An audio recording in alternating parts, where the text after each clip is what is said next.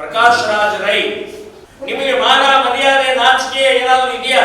ನಿಮಗೆ ನಂಬಿಕೆ ಇರ್ಲಿಕ್ಕಿಲ್ಲ, ನೀವು ನಾಸ್ತಿಕವಾದಿಗಳಿರ್ಬೋದು, ಆದ್ರೆ ನೀವು ಹಿಂದೂ ವಿರೋಧಿ, ಧಾರ್ಮಿಕ ವಿರೋಧಿ, ದೇವರ ವಿರೋಧಿಯ ನಂಬಿಕೆಗಳನ್ನು ಹಾಳು ಮಾಡುವಂತದ್ದು ನಿಮಗೆ ಯಾರು ಹಕ್ಕು ಕೊಟ್ಟರು?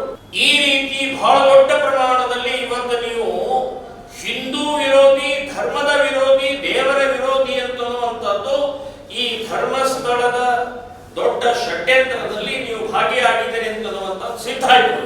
ನಾನು ಹೇಳೋದು, ಇವತ್ತು SIT 23ರಿಂದ ತನಿಖೆ ಮಾಡ್ತಾ ಇರುವಂತ SIT ಏನ್ ಮಾಡ್ತಾ ಇದ್ರಿ?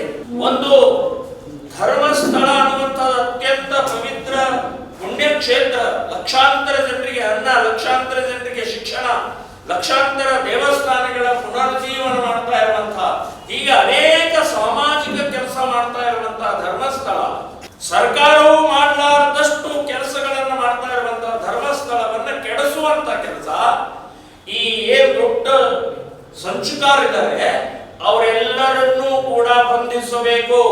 ಇಮ್ಮಿಡಿಯೇಟ್ ಬಂಧನ ಮಾಡಿ, ಎಂಕ್ವೈರಿ ಮಾಡಿ ಅವ್ರನ್ನ ಈ ಶಿಕ್ಷೆ ಕೊಡಬೇಕು ಅಂತನ್ನುವಂಥದ್ದು ಹೇಳ್ತೀನಿ. ಎಲ್ಲಿವರೆಗೆ ಹೋಗಿದ್ರು ಅಂತನ್ನುವಂಥದ್ದು, ಸುಜಾತಾ ಭಟ್ ಒಂದು ಕ್ಯಾರೆಕ್ಟರ್ ರೆಡಿ ಮಾಡಿಬಿಟ್ರು ಇವರು, ಪ್ರಕಾಶ್ ರೈ ಅವರು. ಸುಜಾತಾ ಭಟ್ ಅನ್ನುವಂತ ಒಂದು ಕ್ಯಾರೆಕ್ಟರ್ ರೆಡಿ ಮಾಡಿ ಆ ಇಲ್ಲದ ಮಗಳನ್ನ ಅನನ್ಯಾ ಭಟ್, ಈ ಸುಜಾತಾ ಭಟ್ ಮಗಳು ಅನನ್ಯಾ ಭಟ್ಟನ್ನು ಕೂಡ ಸೃಷ್ಟಿ ಮಾಡಿದ್ರು.